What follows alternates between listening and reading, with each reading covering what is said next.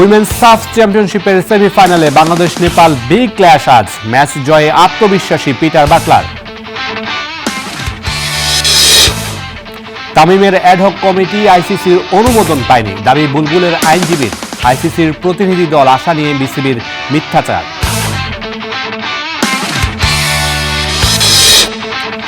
বিশ্বকাপ খেলতে যুক্তরাষ্ট্রে ব্রাজিল। অনুশীলনে ফুরফুরে মেসি, রোনালদো। ইবোলা ভাইরাস সংখ্যায় বাতিল কঙ্গোর প্রস্তুতি ম্যাচ।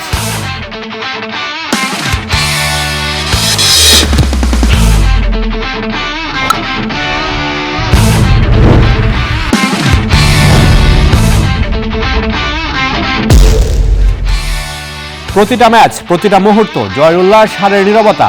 মাঠের খেলা, টেবিলের খেলা, আবেগ, অ্যাকশনার বিশ্লেষণ। খেলা যেমন, খবর তেমন, গরমাগরম। ওয়েলকাম টু স্টার প্লে, সঙ্গে আছি আমি মামুনুর রশিদ। সাফ নারী চ্যাম্পিয়নশিপের খবর। সাফ নারী চ্যাম্পিয়নশিপের সেমিফাইনালে আর কয়েক ঘন্টা পরেই মাঠে নামবে বাংলাদেশ নারী ফুটবল দল। বিকেল 4:30টায় লাল সবুজের প্রতিপক্ষ নেপাল। ম্যাচের আগের দিন দলের অভিজ্ঞ ডিফেন্ডার শিউলি আজিমের মায়ের মৃত্যুর খবরে অনুশীলন করেনি বাংলাদেশ। তবে মাঠের বাইরে রিকভারি কার্যক্রম ও কৌশলগত প্রস্তুতি চালিয়ে গেছে কোচিং স্টাফরা। ভারতের গোয়ায় অবস্থানরত বাংলাদেশ নারী ফুটবল দল মঙ্গলবার কোনো অনফিল্ড ট্রেনিং করেনি। শিউলি আজিমের মায়ের মৃত্যুর সংবাদের পর কোচিং স্টাফরা নির্ধারিত অনুশীলন সেশন বাতিলের সিদ্ধান্ত নেয়। দলের খেলোয়াড় ও কর্মকর্তারা শিউলি আজিম ও তার পরিবারের প্রতি গভীর সমবেদনা জানিয়েছেন। সবার আগে এই কঠিন সময়ে আমাদের চিন্তা ও সমবেদনা শিউলি এবং তার পরিবারের সঙ্গে রয়েছে। দল তার পাশে আছে এবং পরিস্থিতি বিবেচনায় আমরা আজকের নির্ধারিত কর্মসূচিতে প্রয়োজনীয় পরিবর্তন আনার সিদ্ধান্ত নিয়েছি।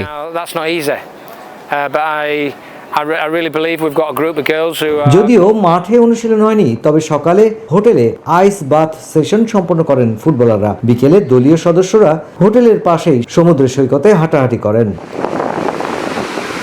পরে অনুষ্ঠিত হয় টিম মিটিং ও ভিডিও অ্যানালাইসিস সেশন, যেখানে নেপাল দলের শক্তি, দুর্বলতা বিশ্লেষণ এবং সেমিফাইনালের ম্যাচ পরিকল্পনা নিয়ে আলোচনা করেন কোচিং স্টাফরা। আমরা নেপাল দলকে খুব সতর্কতার সঙ্গে বিশ্লেষণ করেছি। খেলোয়াড়রা আমাদের কৌশলগত পরিকল্পনা ভালোভাবেই বুঝেছে এবং সেমিফাইনালে নিজেদের সেরা পারফরমেন্স দেওয়ার দিকেই আমাদের পূর্ণ মনোযোগ রয়েছে। বাংলাদেশ দলের সব খেলোয়াড় বর্তমানে সুস্থ রয়েছেন এবং দলে কোনো ইনজুরির খবর নেই।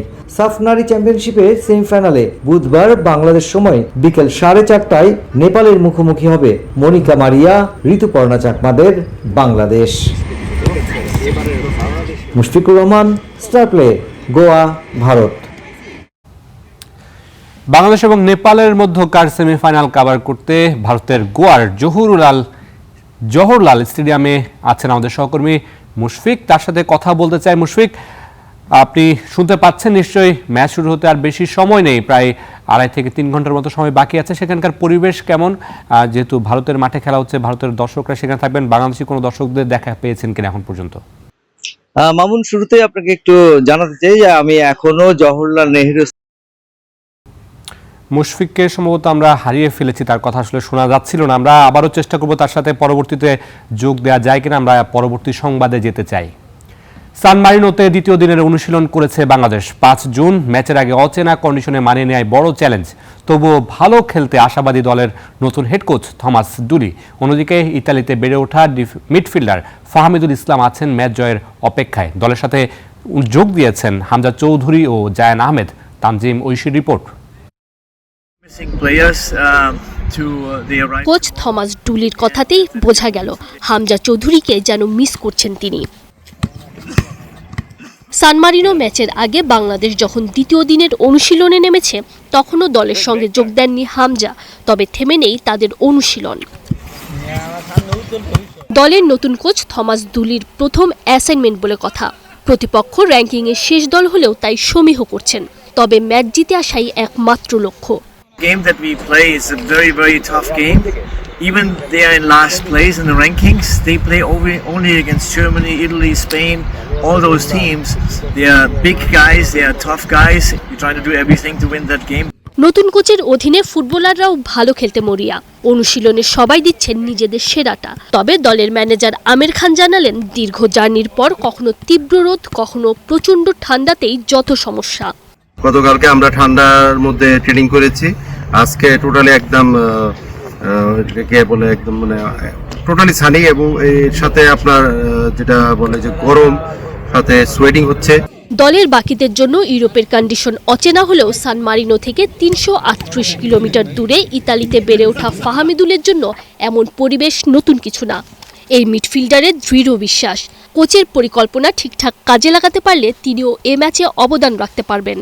আমি এখানে যেহেতু বড় হয়েছি, আমি এখানে কালচার জানি, চিনি, সো আমি হোপফুলি ইনশাআল্লাহ আমি যাতে ভালো কিছু করতে পারি। আমি মনে করি যে আমি দলকে হেল্প করতে পারবো। শুধু নিজের পারফরমেন্স না, ইতালি প্রবাসী এই ফুটবলারও অবশ্য কোচের সুরে সুর মেলাচ্ছেন। একটা দল হয়ে ম্যাচটা জিততেই হবে বাংলাদেশকে। Tanzim Mohsin, star play.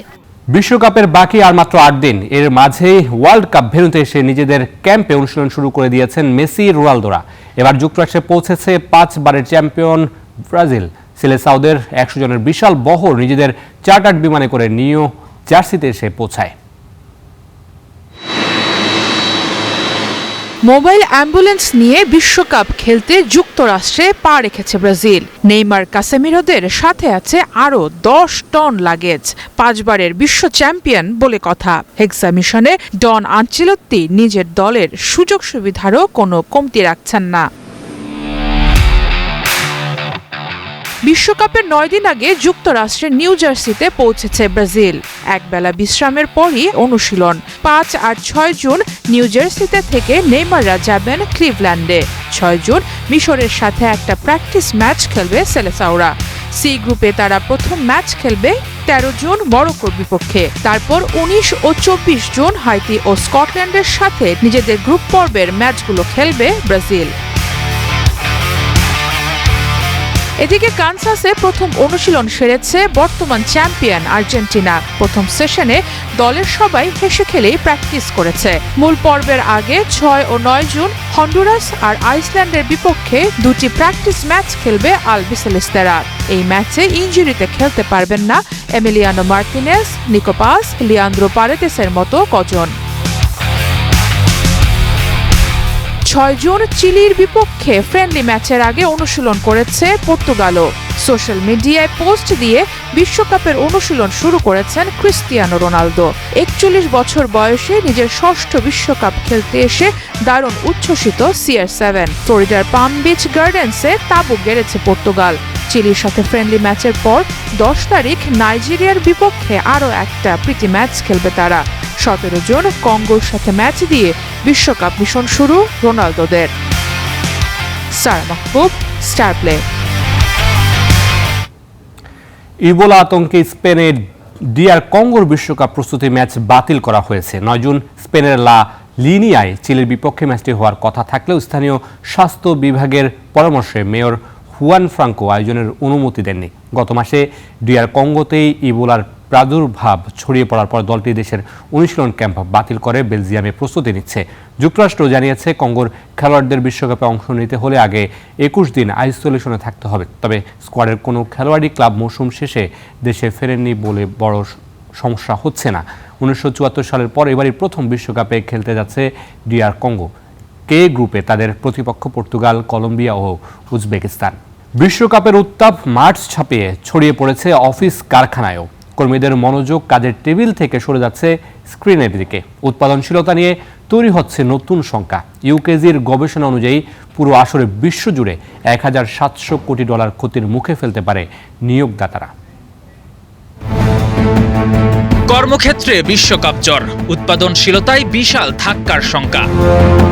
Football বিশ্বকাপ মানেই আবেগ, উন্মাদনা আর কোটি মানুষের রাত জাগা।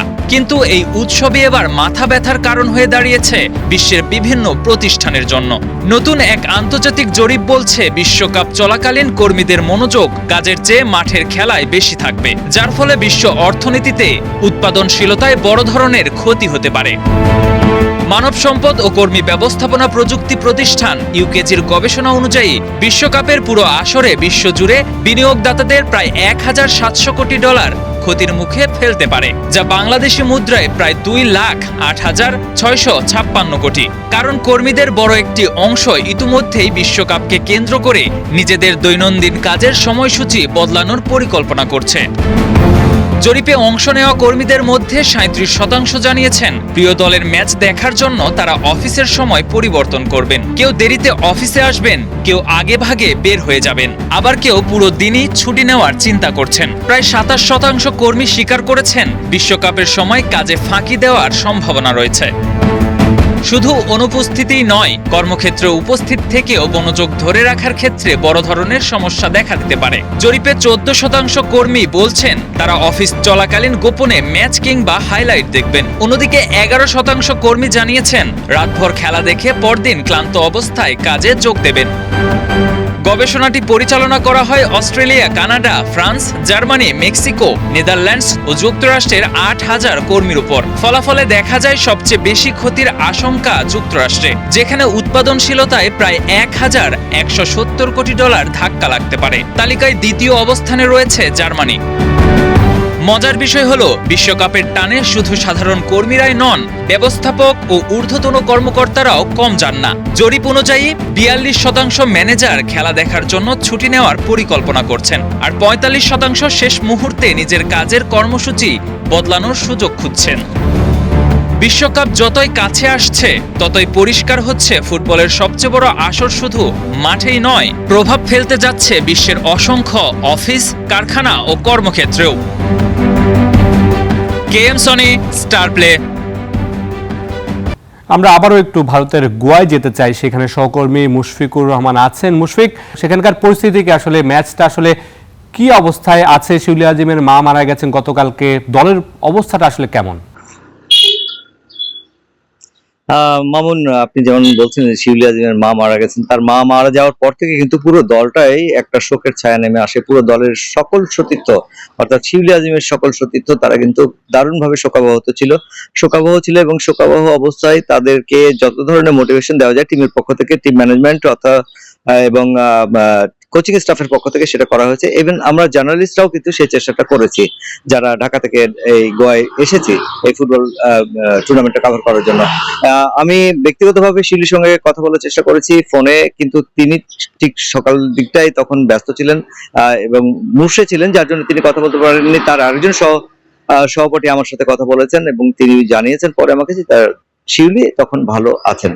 এই যখন অবস্থা, ঠিক তখন নেপালের বিপক্ষে ফাইনাল যাবার যে মঞ্চ, সেই মঞ্চে উঠবার যে টিকিট, সেই টিকিটের জন্য এখন আপনাকে নেপাল বাধা পেরোতে হবে এবং নেপালের সঙ্গে যে ম্যাচটি বাংলাদেশের রয়েছে, বাংলাদেশ সময় বিকেল 4:30টায় পণ্ডিত জওহরলাল নেহেরু স্টেডিয়ামে, সেই ম্যাচটিতে কিন্তু বাংলাদেশ জিতবার জন্য একেবারে আদা জল খেয়ে লাগবে এবং আদা জল খেয়ে এই ম্যাচটা জয় নিয়েই তারা ফাইনালের মঞ্চে যেতে চায়। আপনি জানেন পরপর দুবারের চ্যাম্পিয়ন বাংলাদেশ, তারা এই হ্যাট্রিক চান্সটা কিন্তু মিস করতে চাইছে না এবং আমাদের সঙ্গে কথা হয়েছে অনেকেরই যে তারা এই ম্যাচটিকে জিতে এই জয়টাকে শিউলি আজিমের মায়ের জন্য উৎসর্গ করতে চান, এমনটি কথাও আমরা শুনেছি।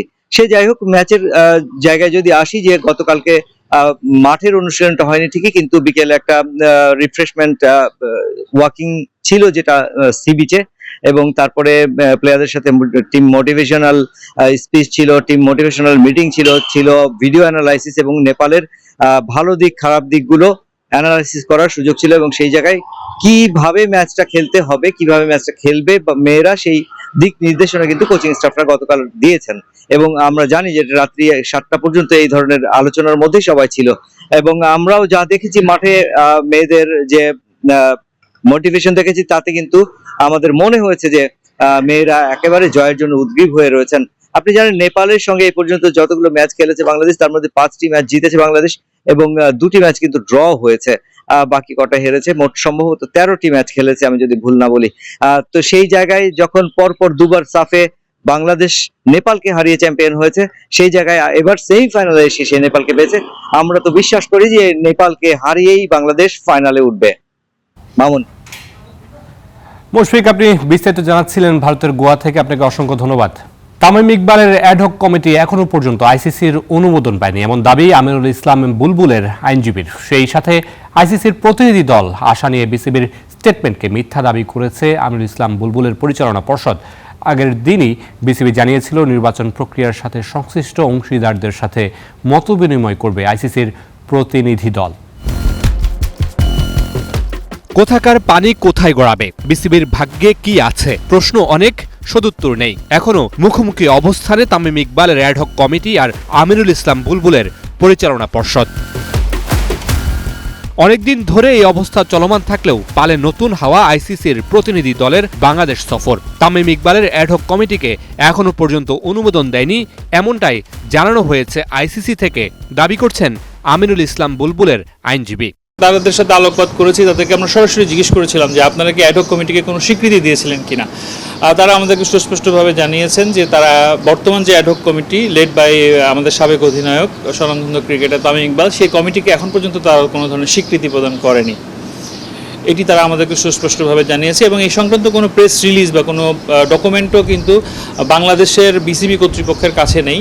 তো সেই সূত্রে বলা যায় যে আমিনুল ইসলাম বুলবুল কর্তৃক যে কমিটিটি গঠিত হয়েছিল আইসিসির কাছে এখন পর্যন্ত ওই কমিটিটি হচ্ছে একটি নির্বাচিত গ্রহণযোগ্য কমিটি।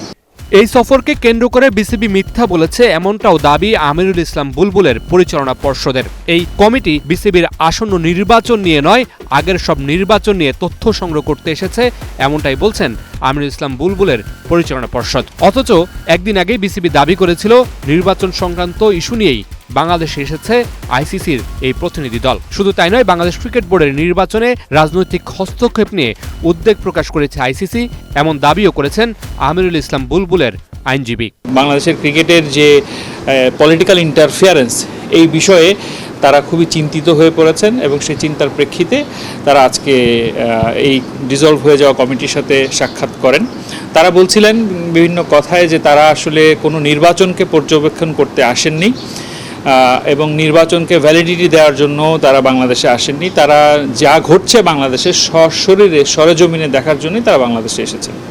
আইসিসির প্রতিনিধি দল আসন্ন নির্বাচন পর্যবেক্ষণ নয়, 2025 থেকে এখন পর্যন্ত যে বোর্ড চেঞ্জ হয়েছে সেই তথ্য সংগ্রহ করতে এসেছে এবং সেটি নিয়ে আইসিসিতে রিপোর্ট প্রদান করা হবে বলে দাবি করেছেন আমিনুল ইসলাম বুলবুলের পরিচালনা পর্ষদ। Mamunur Rashid, star play, Dhaka. খেলাও থামবে না, খবরও না, প্রতিদিন দুপুর 1:30 আর রাত 8টায় স্টার প্লে। আমরা আপনার সাথে থাকবো। আমরা